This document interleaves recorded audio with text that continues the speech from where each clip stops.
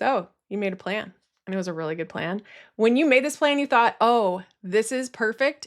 Everything's going to be different this time, only to not follow that plan at all. If this sounds familiar, you are far from alone. And when this happens to us, we have a tendency to think, okay, I just need to make a better plan. But what does a better plan even mean? Sometimes we are so caught up in the planning and the details that we make this overly complex plan, or we have this perfect vision of what everything is going to look like when I change, but we don't actually have the steps to implement it. In other words, sometimes we are far too detailed, and other times we are far too vague.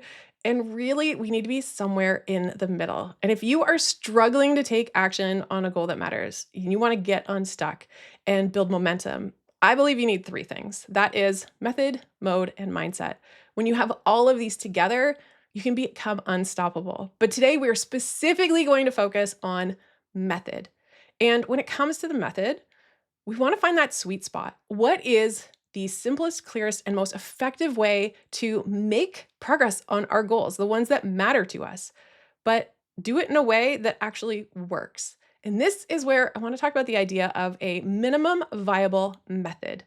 What is going to bring us closer to our goal, but does it in a way that is not overly complicated, but also has enough so that when it's time to take action, we know exactly what to do. So today I'm going to talk about the three things you need for your minimum viable method. I'm going to share a change that I made in my life with this, and it's had big impacts on other areas of my life. So we'll share that. But also, I want you to understand four different traps that people can fall into when it comes to establishing your method. Now, let's just dive right in. What makes a minimum viable method work? Well, first, simplicity. Simplicity is about making sure it's as simple as it needs to be, but no simpler. We still want to make sure it's complete, but strip away anything that's unnecessary, anything that's overly complicated. Maybe we feel pressure to have a very sophisticated plan or all the bells and whistles and the fanciest tools or technology to reach our goals. When in actual fact, we just often need to focus on some core details and start there. So we want it to be simple, but not too simple. An example of too simple is when we know the actions to take, but we don't have an implementation intention. We don't know when or where they are going to happen. I find a helpful question for simplicity is to ask, what would this look like if it were easy? What are the steps I would need to take? Just get rid of anything that's unnecessary and just focus there. What are the actions and how would I implement it? Now, the next thing you need for your minimum viable method is clarity. When I say clarity, it means there's no confusion. When it's time to take action, you know what you are supposed to do. You know how to do it and what's happening next. When it comes to clarity, a great question to ask yourself is, could I describe this to another person in plain language? That helps you understand, is this clear? Because as soon as you're confused about what you have to do, that's where we are going to stop ourselves and not take action. And then the third thing, effectiveness. Does this actually work and get us closer to our goal? You could have something that is both simple and clear. Let's say every morning when I wake up, I'm going to do one body weight squat beside my bed. It's very simple, it's very clear. But if your goal is to get stronger, do you think one body weight squat in the morning is going to do it? Probably not. So we also need to look at, will this move us closer to our goal whenever we're taking all of this into account? And when it comes to a method is a way of resolving a logical roadblock. That is when we're not taking action because we are missing critical information to be able to move forward. We just either don't know what to do, or maybe we don't know how to do it, or we lack the implementation. So if you think about this, if you are trying to move forward, but you don't know what steps to take, there's a good chance you need to learn. You might need some more information or skills. Even watching this video right now, you are learning information that might help you to overcome a roadblock you're having. So information or skills is a really great place to start, but that has to be combined with implementation. So if you are working on something, whether that's a goal or a habit in your life, you also need to consider when it's happening, where it's happening, and what tools do you need.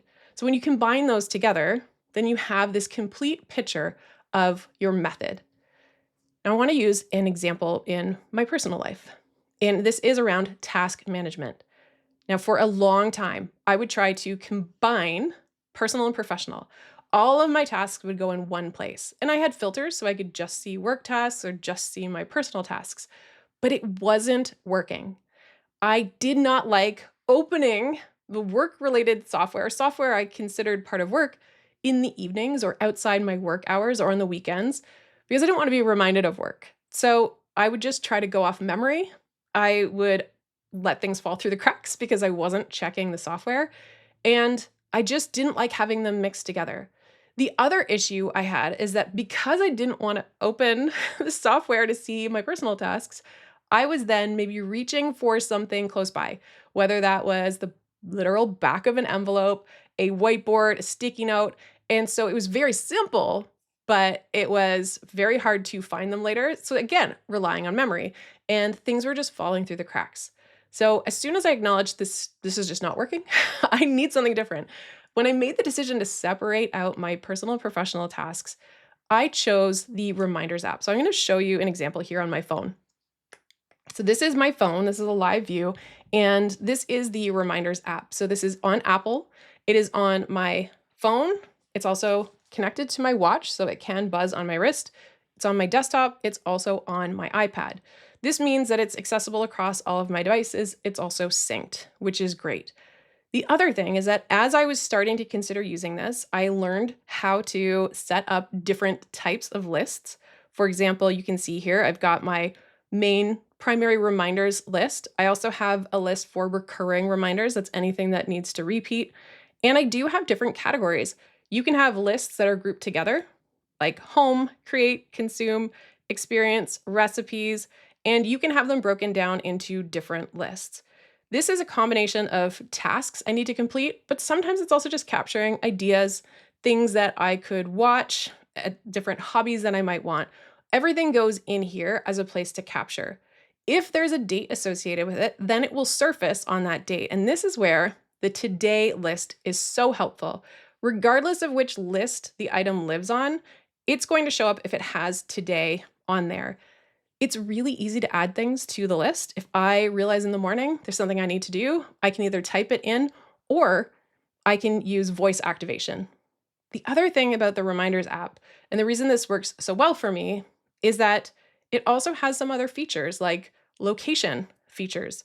It can give a reminder when I am either leaving my home or returning to my home, getting in my car or out of my car, or a different location altogether.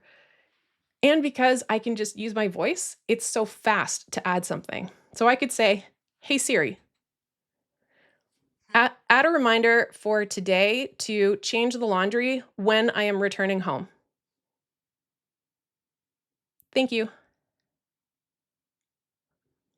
There we go. I now have a reminder added to my phone, change the laundry, but it will actually go off not at a specific time, but when I come back home or when I return home from being away.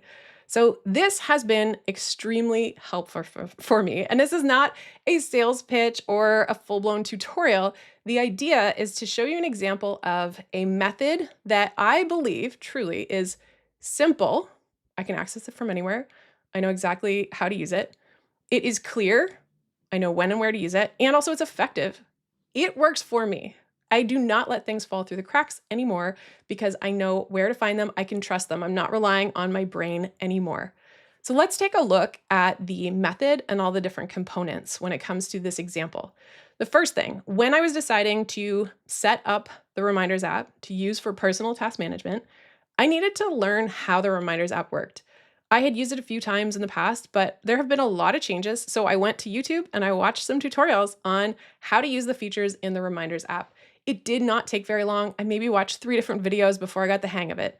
Then I had to set it up, organize the organization that I wanted, and then add some items that I knew were coming up, like the recurring ones. So I set aside some time to get that all set up.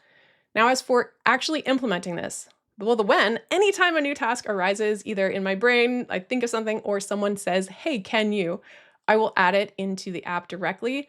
And where, whatever the nearest device, if it's my phone, if it's my desktop, my iPad, I just make sure that I'm adding it to the Reminders app. And then the tools, well, surprise. One is the Reminders app, but also I need to make sure that my Apple devices are connected, and I needed to learn how to actually do the prompts for voice activation. But once I did, I was all set up. The other reason, the reason that I want to share this example is one, it was solving a problem. I had a poor method for staying on top of personal tasks. Anything that was outside of an appointment that belonged in my calendar, those were falling through the cracks, and I knew it wasn't working. But the other reason I wanted to show this to you, if we go back to this screen, this is also what I consider a foundational method. So it's a method for staying organized of my personal tasks. However, if we take a look at this list, it is also part of my method for other goals and habits that are important to me. For example, staying active. I have reminders for daily fitness, for meditation, taking my supplements. Also, learning a language, practicing the piano. These are things that they matter to me. They are habits or goals that I have in my personal life. And so the Reminders app is actually part of the method for those. So when I have a solid method that keeps me on track for any of my tasks, it's also keeping me on track for the other goals or habits in my life that I want to establish. And I get that satisfaction of checking off each one as I do that each day. Now, you don't see a full list. I haven't shown you everything on there, but maybe you can start to imagine if there are ways, a method that can help you to stay on top of other goals or changes in your life that you want to make. I also mentioned traps because, yes, there are traps we can fall into. And so let's look at 4 different traps when it comes to establishing a minimum viable method. The first one is just ignoring context. Sometimes we'll see what someone else does and we'll think, oh, I should do that. But we're not taking our own context, our current context into account. So, with the example I showed you, one, I am an Apple device user. So that's part of the context. But also in that particular area of my life, staying on top of personal tasks, that is something that only I need to see. I don't have to share with anyone else. And maybe that isn't the same context for you in your life. Maybe you need to be able to share your calendar with people in your family. They need to know what tasks are, etc. So that is an example where your context matters. What works for someone else might not necessarily work for you when it comes to the method. The other trap, and this is a common one, we want the perfect method before we start taking action. And this is a trap. I have fallen into it before where we get so excited. Sometimes I get excited of planning. I want to come up with the perfect plan.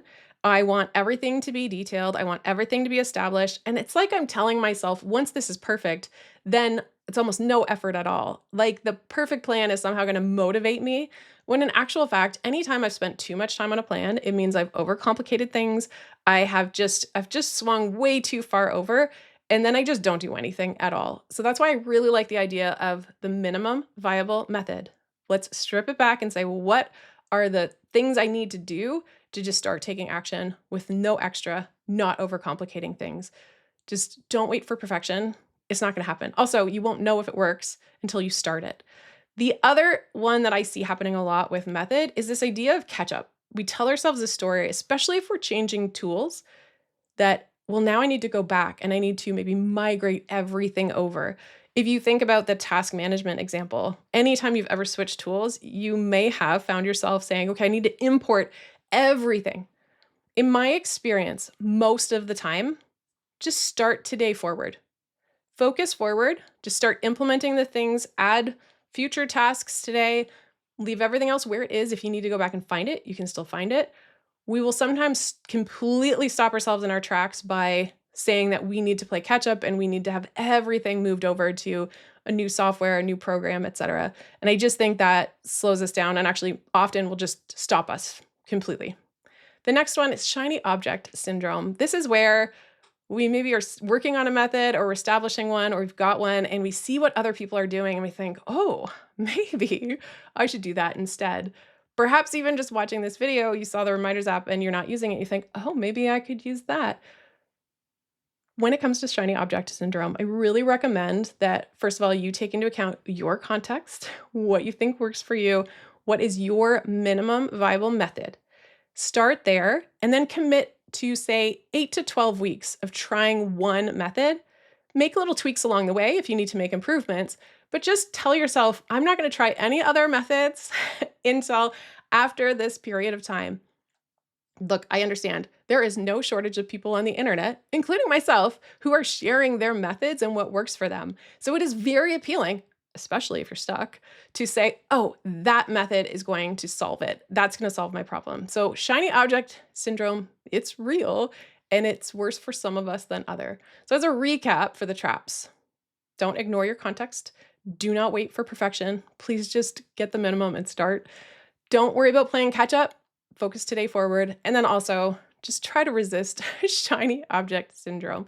The other thing, when it comes to your minimum viable method, is that if you are noticing that you're getting really caught up into these traps, you're waiting for perfection, you are worrying about overhauling everything and playing catch up, or the shiny object, these things just look so appealing that you can't help yourself. If you're not taking action, in spite of having enough information to create and start a minimum viable method, then it's actually time to stop looking at method, and you really need to start focusing your attention on mode and mindset, especially mindset. This is where we could tell ourselves all day long, oh, I just need a different plan. I just need a different plan. When in reality, you're probably facing different roadblocks that no amount of tweaking your method is going to make the difference. There are other roadblocks that are at play. And really, we want to make sure we have all three, because when we have the method, the mode, and the mindset, that is where we can start to not just build momentum, but also start to take aligned, sustainable, and consistent action.